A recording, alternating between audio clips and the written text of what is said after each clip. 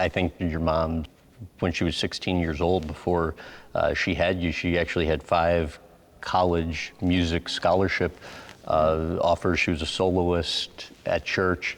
Why was it, though, after she had you, she was almost exiled from the church? Well, because of the moral standards of our church community. They frowned upon babies being born out of wedlock.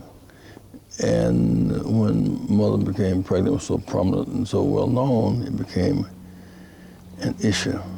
So finally she had to leave the choir, bring me down front to the altar and apologize for my birth. She was accepted, received again, and back at a special place in the church for which she never left. But that was the moral standards of that day. I think you guys had a $9 budget when you would go to the grocery store to buy groceries. What would happen sometimes when you'd get to the front register? Oh, when my father, every week, he'd come home, we would go to buy groceries. Maybe his limit would be $9, $8.50 or something. And I could count better than he could count, and I was in the 5th grade. And I would be trying, if I miscalculated, and we were like $9.60 rather than $8.80. Even though we shopped at that grocery store all the time, it was not like bring the money back or get it next week. We had to run that line and take the product out and put it back on the shelf. It was humiliating, and never want to be in that position. I understand the first house you lived in with your mom and grandma, you guys had wallpaper up more to protect from the wind coming into the house. Dad had to put a ceiling, they call it, around the doors so as to cut the wind. And wallpaper, not so much for decoration, but to break the wind. We didn't develop a complex about it, Graham, because we were conditioned in that way. But something within me said we could change our condition. Really? And that we shouldn't live this way. And so you were conscious of it at the time that that wasn't the standard you wanted? We would go to the white people's house and look at what they had.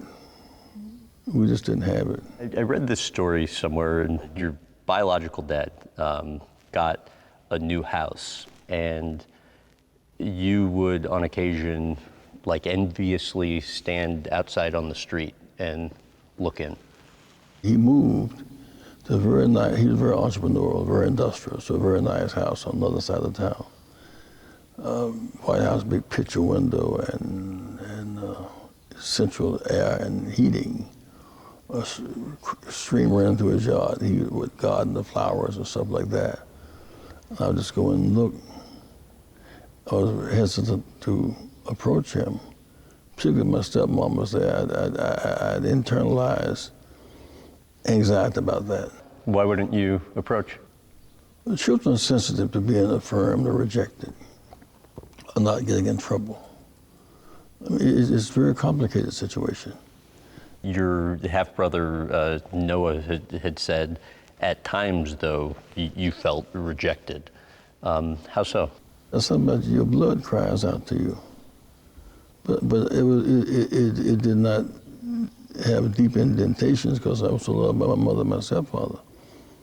My stepfather adopted me legally when I was 12. I was Jesse Burns, my grandmother's name. I became Jesse Jackson. That's my 3rd name. I'm adopted. So I never was fatherless. I never was homeless to that extent. I mean, other children had worse conditions, frankly, and they were less loved.